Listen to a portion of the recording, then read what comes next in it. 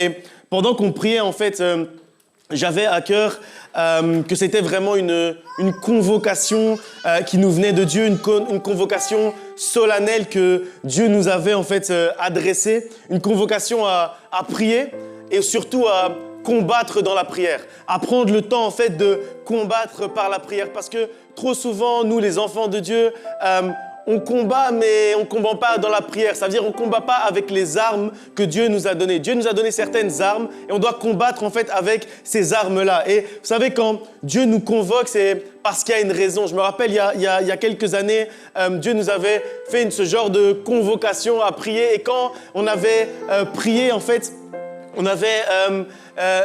on avait prié pour des choses qui allaient arriver ensuite. Et puis après ça, certaines choses sont arrivées et puis on s'est dit, OK, on comprend pourquoi Dieu nous avait convoqués pour prier durant toute cette journée-là. Et en fait, ça fait partie de sa stratégie. Il ne nous convoque pas en vain. Ça fait partie de sa stratégie quand il nous convoque pour la prière. Et je crois réellement que hier, ça faisait partie de la stratégie de Dieu pour la victoire qui puisse nous convoquer en fait.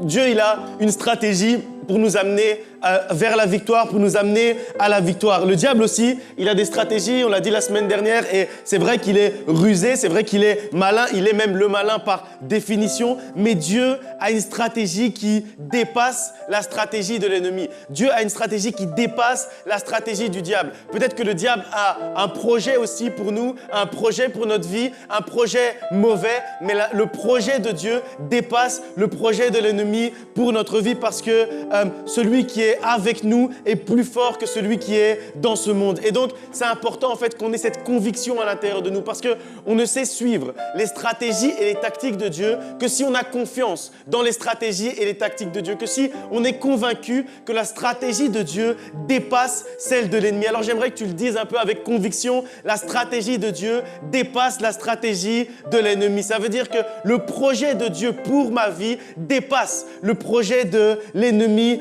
pour ma vie. Alors, quand Dieu nous donne une stratégie, c'est à nous ensuite de suivre cette stratégie. Et pour suivre cette stratégie, comme j'ai dit, il faut qu'on ait confiance en cette stratégie. Et vous savez, souvent, l'ennemi, il essaye de nous prendre par surprise. Il essaye de nous surprendre. Et Jésus, il y a plusieurs exemples dans la Bible. Jésus allait dans le désert parce que l'Esprit l'y avait emmené. Donc l'Esprit a amené Jésus dans le désert, mais puis après, dans le désert, le diable a essayé de le surprendre à ce moment-là, de le faire tomber à ce moment-là. Et c'est aussi arrivé avec le prophète Élie. Dans 1 Roi chapitre 18, on voit en fait, et vous lirez chez vous, on voit qu'il fait descendre le feu. Il a la victoire sur les prophètes de Baal et puis après, il déclare la fin de la sécheresse. Et puis après, juste après, au chapitre qui suit, 1 Roi 19, on voit que l'ennemi le prend par surprise avec Jézabel et on nous dit qu'il a peur de Jézabel et qu'il fuit devant Jézabel. Ça veut dire 1 Roi 18, il fait descendre le feu.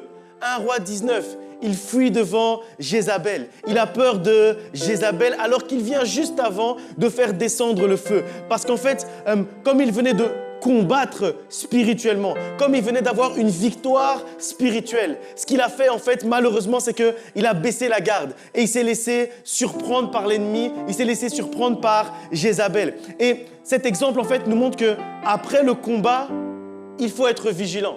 Après le combat, en fait, il y a encore un combat. Et j'ai eu cet exemple d'Élie dans mon cœur hier pendant qu'on était en train de prier. Et j'ai vraiment eu la conviction qu'après le combat, il y a encore un combat à mener. Après le combat, il faut encore être vigilant. Justement parce que le diable est malin, parce que l'ennemi est malin et parce qu'il ne respecte pas les règles du combat. Quand il combat, il ne respecte pas les règles. Ça veut dire qu'il peut donner l'impression d'être vaincu et puis après, il fait encore une ruse comme avec Élie, comme l'exemple que je viens de vous donner. Il attend en fait un moment d'inattention. Il attend un moment où on va baisser notre garde pour pouvoir nous attaquer, pour pouvoir nous attraper. Et donc, je ne sais pas si vous avez déjà fait aussi attention à une chose, il y a quelque chose qui m'a frappé par rapport à justement quand Jésus est dans le désert et que le diable va le tenter. Hier, je lisais ça après la journée de prière.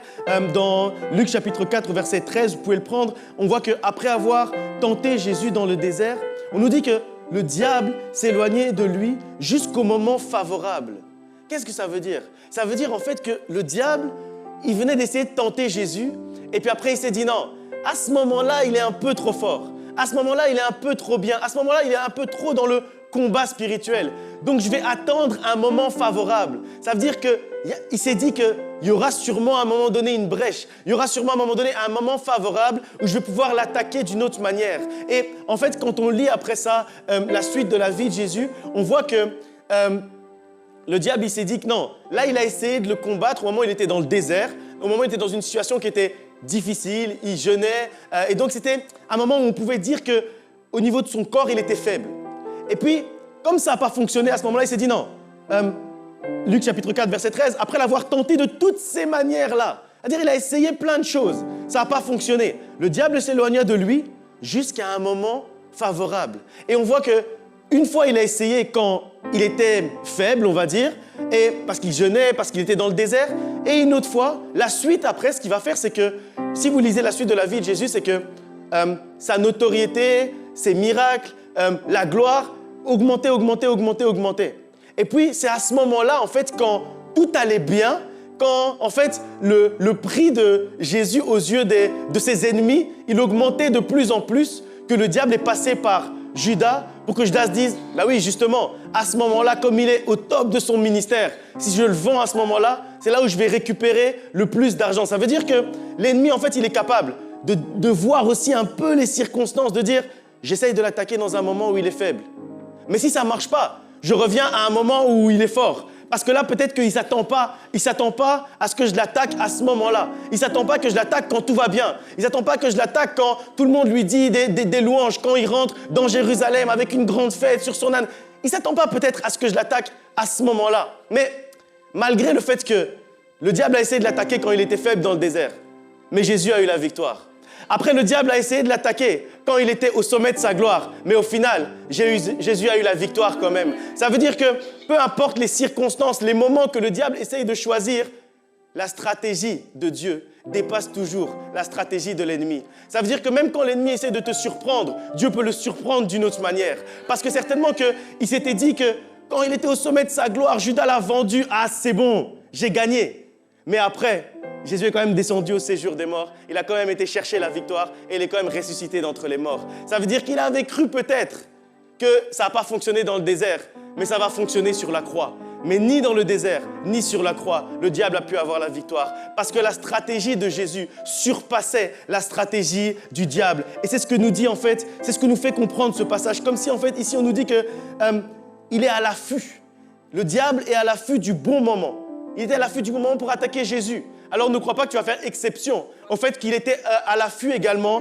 Il est à l'affût également pour trouver le bon moment pour pouvoir t'attaquer, pour trouver le bon moment pour pouvoir essayer de te prendre par surprise, de te prendre à défaut. En fait, c'est pas des blagues, c'est pas quelque chose qu'on vous raconte pour vous faire peur. En fait, réellement, il est venu vers Jésus pour le combattre à ce moment-là et il s'est dit que c'était possible de le vaincre. Alors, au moment où il a vu que c'était pas possible, c'était impossible de le vaincre à ce moment-là, il était trop fort spirituellement. À ce moment-là, il s'est dit, OK, je pars, mais je reviendrai au moment favorable, quand ce sera un temps qui sera plus favorable pour moi. En fait, ce passage, il nous montre aussi que le diable, il abandonne jamais. L'ennemi, il abandonne jamais. Satan, il abandonne jamais. Ça veut dire, ne t'imagine pas que hier, on a prié, on a fait la journée de prière, et donc tu as eu la victoire, et aujourd'hui, donc le diable, du coup, il a abandonné. Il n'a pas abandonné. C'est à nous, en fait, d'être vigilants. En fait, le diable, il n'abandonne jamais, mais il se cache. Il se cache, il est à l'affût et il attend, en fait, pour nous prendre par surprise. Donc, il va attendre, comme avec Élie, que tu sois bien épuisé par le fait d'avoir fait descendre le feu hier dans la journée de prière. Il va attendre, en fait, que tu sois bien épuisé par le combat spirituel ou que tu aies eu une grande victoire spirituellement, comme Élie avait eu une grande victoire sur les prophètes de Baal, comme Élie avait eu la victoire à ce moment-là. Ou alors que tu as vécu un grand miracle. C'est un miracle de voir du feu descendre du ciel. Donc Élie venait de vivre un grand miracle. Et donc il va attendre à ce moment-là pour t'envoyer Jézabel. Et pour que tu puisses après avoir peur de Jézabel. Et en fait, la stratégie de Dieu va toujours dépasser la stratégie de l'ennemi. Parce qu'à la fin, Élie a quand même eu la victoire. Donc on doit être vigilant. On doit juste être vigilant à suivre toujours la stratégie de Dieu. Alors, il faut apprendre en fait à combattre après le combat pour ne pas tomber justement dans les ruses du diable, dans les ruses de l'ennemi comme Élie est tombé dans les ruses de Jézabel à ce moment-là. Il faut apprendre en fait à prendre par surprise celui qui attend pour te prendre par surprise. Ça veut dire, il t'attend pour te prendre par surprise, il est caché quelque part, mais tu arrives quand même dans son dos. Et toi, tu le prends également par surprise. Et donc, souvent, dans la stratégie que Dieu nous donne, il y a une part aussi de surprise. Ça veut dire que parfois, nous aussi, on doit prendre l'ennemi par surprise. On doit apprendre à prendre l'ennemi par surprise.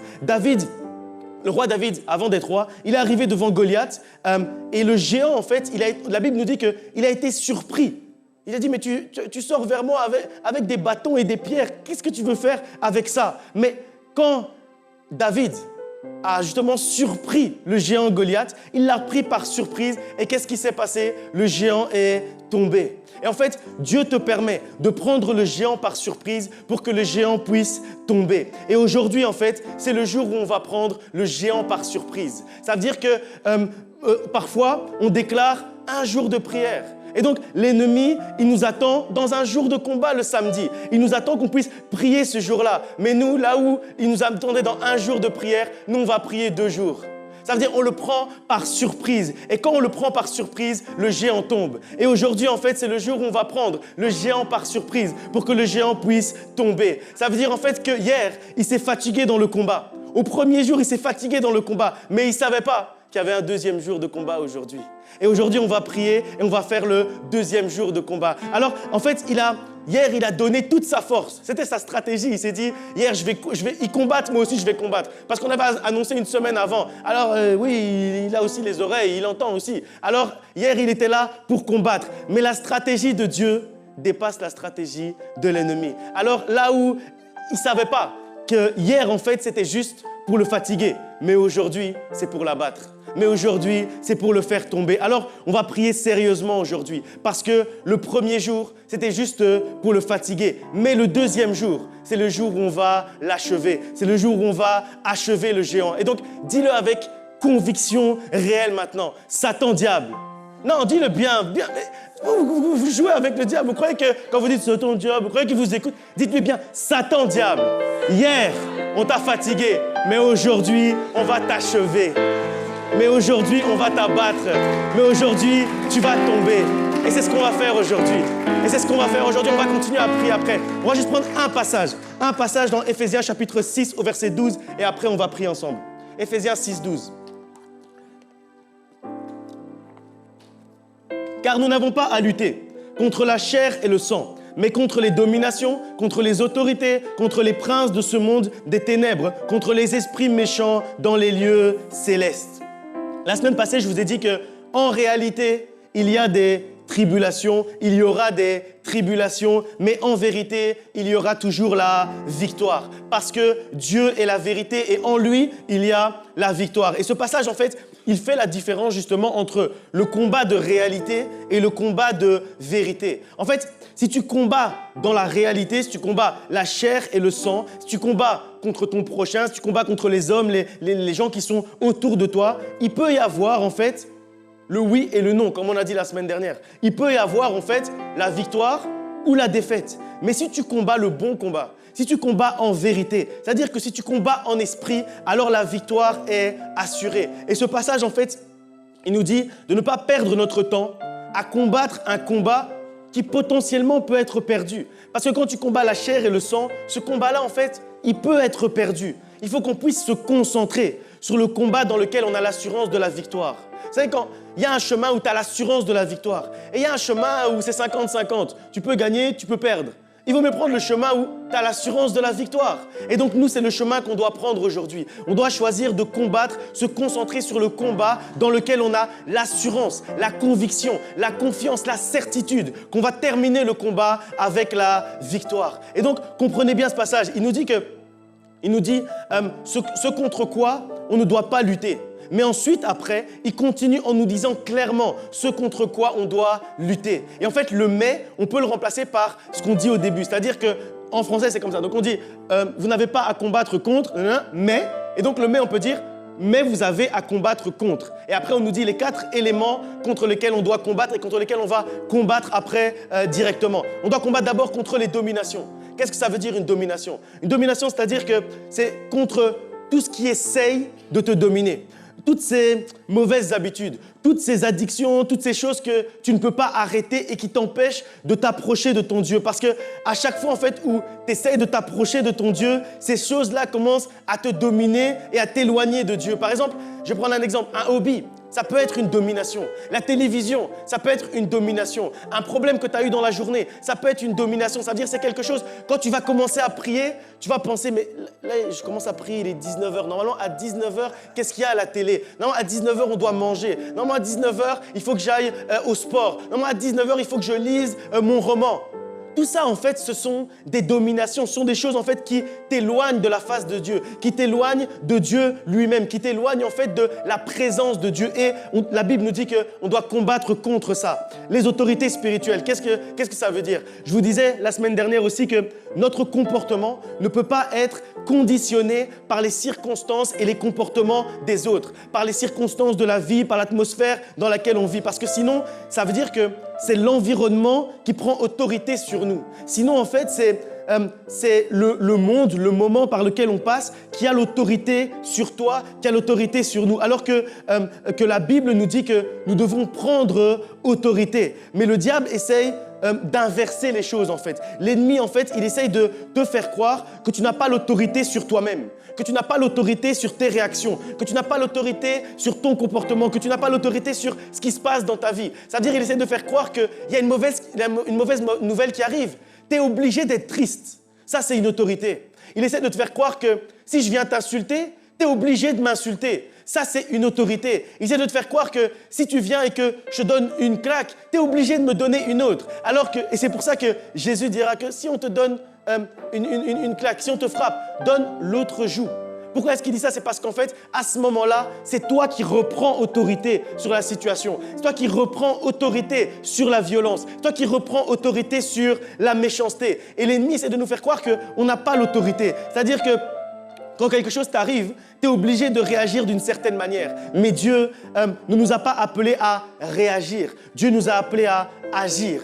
Et c'est deux choses complètement différentes. Et c'est ça, en fait, prendre autorité. Prendre autorité, c'est agir. Le diable essaye de te faire croire que tu n'as pas l'autorité, mais Dieu t'a donné l'autorité. Dieu a mis l'autorité dans ta main. Et donc, ça veut dire que peut-être qu'en réalité, avec tout ce que le diable dit, avec tout ce que l'atmosphère, le monde te fait croire, peut-être qu'en réalité, on dirait que tu n'as pas l'autorité. Mais sache qu'en vérité, dans la parole de Dieu, en Dieu, tu as l'autorité. En vérité, tu as toujours l'autorité et ce ne sont pas les circonstances qui peuvent prendre autorité sur toi. Au contraire, c'est à toi de prendre autorité sur les circonstances. Troisième élément contre lequel on doit combattre, les princes du monde des ténèbres. C'est-à-dire en fait que on doit combattre contre ce qui siège dans les ténèbres et ce qui amène les ténèbres autour de nous. Ça veut dire en fait que quand on y réfléchit, puisqu'on combat les princes du monde des ténèbres, ça veut dire que nous sommes en fait les princes du royaume de lumière.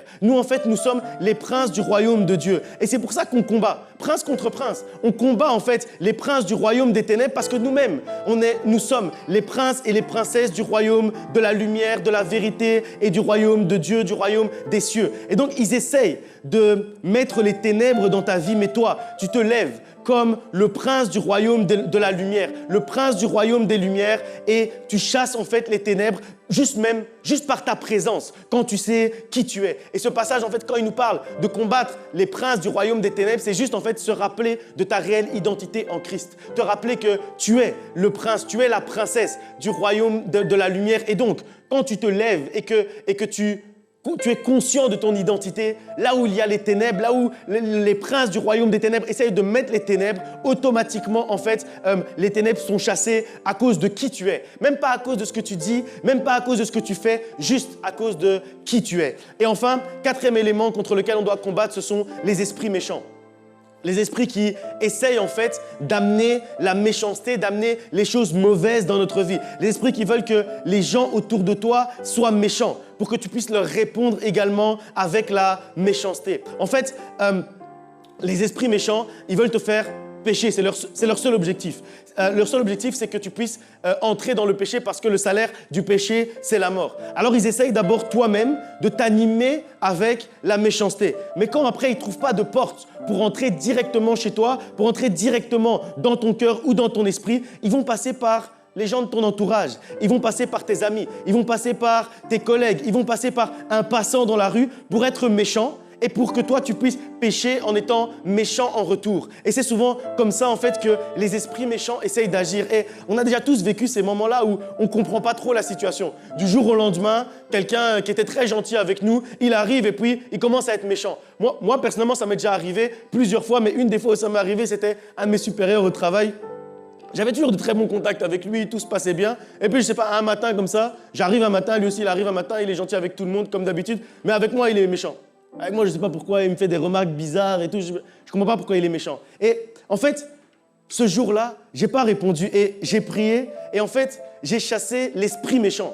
Parce qu'en fait, ce n'était pas contre la chair et le sang qu'il fallait combattre. Ce n'était pas que si j'avais répondu ce jour-là, ça allait rentrer dans des disputes, des trucs dans lesquels je n'avais pas envie d'entrer. Et le lendemain, après avoir prié, le lendemain, il est revenu et il était redevenu gentil. Et jusqu'à aujourd'hui, je ne travaille plus là, mais jusqu'à aujourd'hui, il est toujours gentil avec moi. Et donc, en fait, ce n'était pas lui qui agissait, mais c'était les esprits méchants. Et on doit comprendre qu'on n'a pas en fait à combattre contre les hommes que les esprits méchants habitent.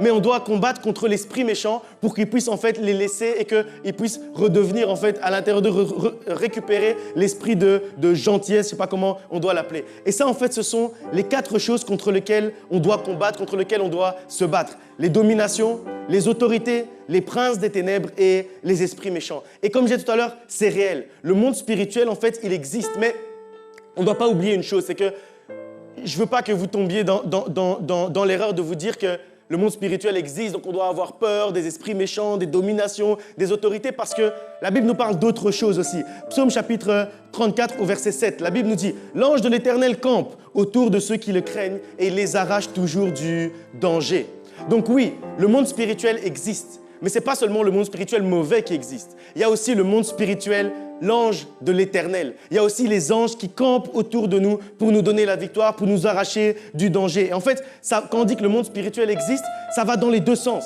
Les dominations existent, mais l'ange de l'Éternel campe autour de ceux qui le craignent et il les arrache du danger. Oui, les autorités existent, mais l'ange de l'Éternel campe autour de ceux qui le craignent et il les arrache du danger. Les esprits méchants existent, c'est vrai, mais l'ange de l'Éternel campe autour de ceux qui le craignent et il les arrache toujours du danger. Et donc, tu dois garder dans ta tête que, oui, on va combattre, mais l'ange de l'Éternel campe autour de toi et il te délivre du danger. Parce qu'en fait, tu crains l'Éternel. Et quand tu crains l'Éternel, quand tu as la crainte de ton Dieu à l'intérieur de toi, l'ange de l'Éternel campe autour de toi. Et quoi qu'il arrive, il t'arrache toujours du danger. Parce que ceux qui sont avec nous sont plus nombreux. Parce que ceux qui sont avec nous sont plus forts. Et celui qui marche devant toi te donne toujours la victoire. Et donc, tu peux te lever et on va prier ensemble et on va combattre ensemble dans la prière. Aujourd'hui, on combat après le combat. Parce qu'après le combat, il y a encore un combat à mener. On va prendre aujourd'hui le diable par surprise. Il s'attendait à un combat hier, mais hier, on l'a fatigué. Mais aujourd'hui, on va l'achever. Mais aujourd'hui, on va la battre. Alors, je vais demander à l'équipe d'intercession si vous pouvez avancer, vous mettre devant ici et on va continuer à prier comme on a prié hier. L'équipe pastorale, vous pouvez venir sur la chaire, vous pouvez venir devant et on va prier ensemble. On va combattre ensemble. On va prendre le temps vraiment de prier. On a le temps aujourd'hui. Alors, on va prendre le temps de prier. Quelqu'un peut aller chercher les enfants parce qu'on va prier aussi pour eux. Quelqu'un peut aller chercher les enfants à l'école du dimanche et mon pasteur. On va venir et on va prier ensemble. On va prier parce qu'aujourd'hui, je disais tout à l'heure, hier, on était peut-être là pour le fatiguer, mais aujourd'hui, réellement, on est venu pour la battre, on est venu pour l'achever, on est venu pour terminer, en fait. Et donc, oui, vous pouvez vous mettre comme ça vers l'église, non, dans l'autre sens, vers l'église. OK. Et faites réellement un vrai combat spirituel. Ça veut dire, ne croyez pas qu'on est là pour jouer, ne croyez pas qu'on est là pour nous amuser.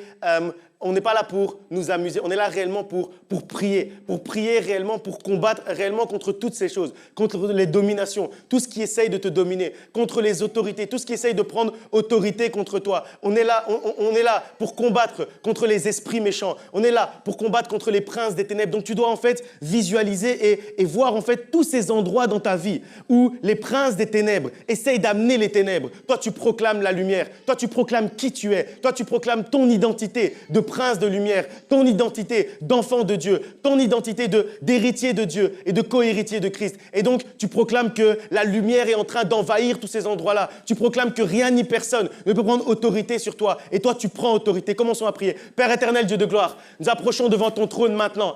Nous proclamons, Seigneur, nous proclamons aujourd'hui que nous nous levons, Seigneur, en tant, Seigneur, que bouche autorisée par toi, bouche autorisée par Christ. Nous proclamons, Seigneur, la victoire. Nous proclamons, Seigneur, que nous marchons dans la victoire. Nous proclamons, Seigneur, qu'aujourd'hui, tu es en train, Seigneur, de te lever. Seigneur, aujourd'hui, nous voulons, Seigneur, voir ta main. Nous voulons, Seigneur, aujourd'hui, Seigneur, que tu puisses, Seigneur, nous donner la victoire. Que tu puisses, Seigneur, aujourd'hui te lever parce que ta main n'est pas trop courte. Nous proclamons, Seigneur, qu'aujourd'hui, nous voulons, Seigneur, marcher dans la victoire. Nous proclamons aujourd'hui que rien ni personne ne pourra, Seigneur, prendre autorité sur nous.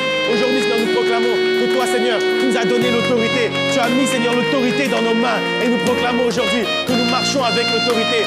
Aujourd'hui, Seigneur, nous proclamons que nous prions avec autorité. Aujourd'hui, Seigneur, nous proclamons que nous prenons autorité. Nous prenons autorité sur toutes les dominations, tous les princes de ce monde des ténèbres. Nous prenons autorité sur tous les esprits méchants, sur tous les esprits mauvais. Et nous proclamons, Seigneur, que nous avons la victoire. Nous proclamons, Seigneur, que nous marchons dans la victoire. Aujourd'hui, Seigneur, nous proclamons, Seigneur, que tout ce qui essaye de nous dominer est vaincu maintenant au nom de Jésus-Christ. Nous proclamons maintenant que toutes les paroles mauvaises qui ont été prononcées contre notre vie, contre nous, contre nos enfants, contre notre ministère, contre cette église, nous les brisons maintenant au nom de Jésus-Christ. Et nous proclamons, Seigneur, que toute langue qui s'est levée et qui a proclamé quelque chose sur notre vie, nous la brisons maintenant au nom de Jésus-Christ. Nous proclamons, Seigneur, que tout ce qui a été écrit, toutes les lettres de condamnation qui ont été écrites contre nous sont brisées maintenant au nom de Jésus-Christ. Et nous proclamons, Seigneur, que nous marchons en vainqueurs, vainqueurs et plus que vainqueurs, contre toutes les dominations, contre toutes les autorités, contre les princes des ténèbres. Aujourd'hui, Seigneur, nous proclamons qui nous sommes. Aujourd'hui, Seigneur, nous voulons nous lever comme des princes de lumière et amener la lumière avec nous. Aujourd'hui, Seigneur, nous voulons, Seigneur, amener la lumière partout, Seigneur, où le diable, où l'ennemi a essayé d'amener les ténèbres. Aujourd'hui, Seigneur, nous proclamons la lumière. Aujourd'hui, Seigneur, nous proclamons, Seigneur, que dans tous les secteurs de notre vie, dans tous les coins et les recoins de notre vie, nous voyons la lumière. Nous voyons la lumière en train d'arriver. Parce que toi, Seigneur, tu es la lumière. Prends toute la place. Que ton règne de lumière puisse s'établir maintenant dans notre vie. Que ton royaume de lumière puisse s'établir maintenant dans notre vie. Nous proclamons, Seigneur, que nous voyons la lumière, Seigneur, autour de nous. Que nous voyons la lumière à l'intérieur de nous. Nous proclamons, Seigneur, que rien ni personne ne pourra, Seigneur, nous remettre sur le joug de l'esclavage. Rien ni personne ne pourra nous remettre sur un joug étranger. Parce que, Seigneur, tu as proclamé la liberté sur nos vies. Parce que, Seigneur, tu as proclamé que nous marchons, Seigneur, dans la liberté et avec la liberté. Aujourd'hui, Seigneur, nous proclamons que, Seigneur, nous sommes vainqueurs et plus que vainqueurs. Et que rien ni personne ne va pouvoir, Seigneur, nous remettre aujourd'hui sur le joug de l'esclavage.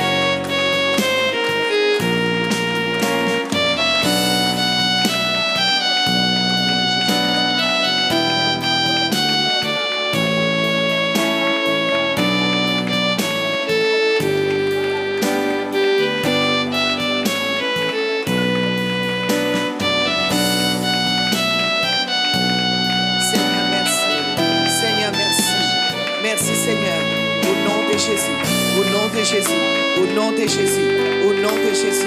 C'est les jours, Seigneur, ô Dieu Tout-Puissant, pour couper la tête à Goliath. Ça ne suffit pas de renverser Goliath. Ça ne suffit pas de les mettre à terre. Ça ne suffit pas de lancer les cailloux et de les mettre à terre. Maintenant, nous prenons l'épée. C'est les jours où on prend l'épée pour lui couper la tête. Parce que nous allons nous promener avec la tête de Goliath. Nous allons montrer, voilà la tête de Goliath. Au nom de Jésus, au nom de Jésus. David a pris, le roi David a pris les cailloux. Il a lancé la parole contre Goliath. Il l'a renversé, il l'a mis à terre. Il était mort, mais la promesse c'était que je vais t'achever, je couperai ta tête et je me promènerai avec ta tête. Je donnerai ta tête à manger aux oiseaux du ciel. Aujourd'hui, c'est le jour de couper la tête à Goliath. Goliath est à terre. C'est aujourd'hui qu'il faut lui couper la tête.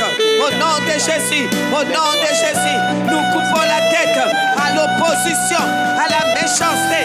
Au nom de Jésus, tout ce qui s'oppose à nous pour qu'on n'avance pas, pour qu'on ne s'approche pas de Dieu, pour qu'on ne s'approche pas de notre Père, nous coupons la tête.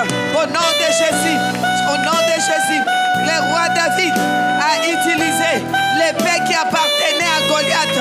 L'épée qui appartenait à Goliath, c'est ça qu'il a pris pour lui couper la tête. Oh oui, toutes les paroles qui ont été prononcées contre ta vie, tu vas relever ces paroles et tu vas prendre ces paroles et tu vas couper, tu vas couper. Il a été dit que tu n'arriveras pas. Tu prends cette parole, tu dis j'y arriverai. Il a été dit, tu n'es rien. Tu vas relever cette parole, dire je suis parce que Dieu déclare que je suis. Je suis ce que je suis par la grâce de Dieu. Oh, il a été déclaré que tu es malade. Tu vas reprendre la parole. Tu prends l'épée de Goliath. Tu les retournes car la parole de Dieu, oh, est une épée à double tranchant. Retourne ça, retourne et coupe, et coupe. C'est soi-même, c'est soi-même. Cette histoire doit se terminer. Nous sommes venus terminer le combat. Nous sommes venus terminer cette histoire. Ça a trop duré, ça a trop duré. Ah, quelqu'un prend l'épée. Ah, quelqu'un coupe la tête. Ah, quelqu'un coupe la tête. Ça a trop duré. La même chose, la même chose. Et ça devient fatigant, ça devient distrayant, ça devient fatigant. Il faut que ça cesse, il faut que ça cesse, il faut que ça cesse. Au nom de Jésus, au nom de Jésus, au nom de Jésus, au nom de Jésus, au nom de Jésus, au nom de Jésus. Et je tape, et je tape, et je frappe, et je frappe, et j'enlève, et je coupe. Au nom de Jésus, ça doit se finir aujourd'hui. Aujourd'hui, je prends cette parole qui a été prononcée contre mes enfants, contre ma maison, contre ma famille, contre les ministères. Je les retourne et je coupe et je frappe et je casse. Oh, d'ici ce soir, j'ai la tête de Goliath dans les mains. J'ai la tête de Goliath dans mes mains. Au nom de Jésus, au nom de Jésus, cette maladie a trop duré dans ma maison, dans ma famille. Je coupe, je l'ai déjà renversé. Maintenant, je coupe la tête, je coupe la tête. Ces problèmes ont trop résisté dans mon caractère. J'ai tout essayé pour m'enlever de ces caractères. Ça m'a toujours pourchassé. Mais aujourd'hui, j'ai décidé que c'est les jours de finir avec ça. Je coupe, je brise. Ashakarababasa, Ikarababa Sondarababa, Ikaraba Sondarababa, Ikarababa, Ibaba, Ibaba, Ibaba, Ibaba, Ibaba, Ibaba, Ibaba. Au nom de Jésus, au nom de Jésus.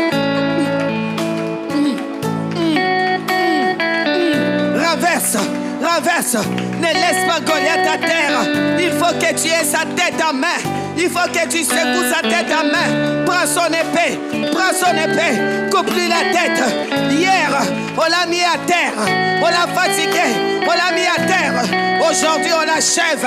Aujourd'hui, on l'achève. Comme Déborah et Yaël. Déborah a poursuivi. Lorsque Sisera va se cacher, Yaël dit viens, tu vas boire du lait. Je vais te donner du lait. Le lait fait gonfler le ventre. Quand son ventre était gonflé, Yaël a achevé le combat avec un pieu. Tu vas achever le combat comme Yaël. Tu vas achever le combat. Ne laisse pas Sisera continuer à maltraiter ton peuple. Ne laisse pas Sisera continuer à marcher contre ton peuple, contre ta maison, contre ta vie, contre ton ministère, contre tes projets. Prends un pied, lève-toi comme Yaël. Lève-toi comme Yaël. Lève-toi comme Yaël. Déborah a fait le combat. Déborah n'a pas fini. Yaël a achevé. Elle a pris un pieu. Oh, Sisera ne s'échappera pas. Sisera ne s'échappera pas. Il va boire du lait. Il croit qu'en buvant du lait, il est sauvé dans la maison de Yaël. Mais c'est là où c'était la fin. Ashekara baba baba, ingara baba baba, yeba. Là où Déborah a fatigué Sisera, toi tu viens comme Yaël, tu achèves Sisera, Hier, les Déborah ont fatigué, ils ont fatigué Sisera. Mais aujourd'hui, Yaël, tu te lèves comme Yaël, tu l'achèves. Les combats là, tu achèves. Ça a trop duré dans ta famille, ça a trop duré. Les choses ne peuvent pas durer comme ça. Ça devient des distractions, ça devient des pertes de temps. La Bible nous dit, nous devons gagner du temps. Les jours sont mauvais, on doit gagner du temps. On ne doit plus perdre du temps. Aujourd'hui, j'ai décidé de ne plus perdre de temps avec ces choses. J'achève. Je coupe la tête de Goliath. Je prends un pieu. Je mets sur Sisera. J'écrase. Je détruis. Ça suffit comme ça. C'est le même combat dans la famille qui va et qui revient. Ça doit se terminer. Au nom de Jésus. Au nom de Jésus. Au nom de Jésus. Au nom de Jésus. J'abat. Je coupe. J'arrache. C'est le même combat dans mon caractère. J'ai tout essayé d'être une bonne personne, d'être quelqu'un de bien, mais ça revient. Mais aujourd'hui, je décrète que c'est fini. Je déclare que c'est fini. Et je coupe et j'achève au nom de Jésus. C'est le même combat. C'est le même combat. C'est le même combat financier qui tourne, qui me fatigue. J'achève au nom de Jésus. C'est le même combat dans les ministères où l'ennemi revient chaque fois. Je monte, il veut me renverser. Lorsque je me lève comme Élie pour faire descendre le feu, lorsque je suis au sommet, je marche dans la gloire. Il revient pour pouvoir m'intimider. Quelqu'un va couper l'intimidation. Quelqu'un va couper l'intimidation de Jézabel. Quelqu'un va casser l'intimidation de Jézabel. Qu'il arrête d'intimider ton ministère. Qu'il arrête d'intimider ton appel. Qu'il arrête d'intimider ta vie chrétienne. Abat l'intimidation. Prends un pieu, mets sur la tête de l'intimidation. Au nom de Jésus, tout esprit d'intimidation, je casse, je brise. Tu cesses de m'intimider. Tu arrêtes tes intimidations. Au nom de Jésus, tes ultimatums comme Goliath qui vient déclarer, si vous me renversez, je serai votre esclave. Mais si moi, je renverse quelqu'un d'Israël, tout Israël sera notre esclave. Dès qu'elle toi, je refuse d'être esclave des Philistins. Moi et ma famille, je refuse. Personne dans ma famille sera esclave des Philistins. Je refuse. Aucun de mes petits-enfants sera esclave. Ni esclave de l'échec, ni esclave de la misère, ni esclave de la pauvreté, ni esclave du monde, ni esclave des rétrogrades, ni esclave des soucis du monde. J'achève ce combat. Aujourd'hui, Seigneur, j'abats. En ces jours, Seigneur, je détruis ces combats. Oh Seigneur, pour mes petits-enfants, j'arrête ça. Au nom de Jésus, au nom de Jésus, au nom de Jésus, au nom de Jésus, j'arrête ça. Au nom de Jésus, les poursuites de l'ennemi contre les petits-enfants, concernant l'école, concernant les études, concernant leur avenir. Aujourd'hui, je me lève pour couper la tête. Ça doit s'arrêter. Au nom de Jésus, menace, intimidation sur les échecs, sur les manques de compréhension, sur les manques d'avancement. Je brise, je casse. Comme Yaël, je prends les pieds, je détruis, j'achève. Comme David, j'achève, je coupe la tête Secoue la tête au nom de Jésus. Même si Goliath est à terre, je veux voir sa tête dans mes mains. Je casse, j'achève au nom de Jésus. Au nom de Jésus. Au nom de Jésus. Au nom de Jésus. Au nom de Jésus. C'est un jour de combat. Les combats pour achever. C'est les combats d'achèvement. Au nom de Jésus. L'ennemi est déjà fatigué. Il est déjà à terre. Il faut l'achever. Il faut l'achever. Il faut couper sa tête. Il faut achever ce combat-là. La même chose tout le temps. Il faut achever. Il faut achever les intimidations. Les intimidations face à ta famille. Oh, là où il essaye de fatiguer ta famille, de fatiguer tes enfants, tes petits-enfants, tes beaux-enfants. Achève, fatigue-le, casse-le, brise, casse, brise, coupe, coupe, coupe. Au nom de Jésus, au nom de Jésus, au nom de Jésus, au nom de Jésus, au nom de Jésus, au nom de Jésus.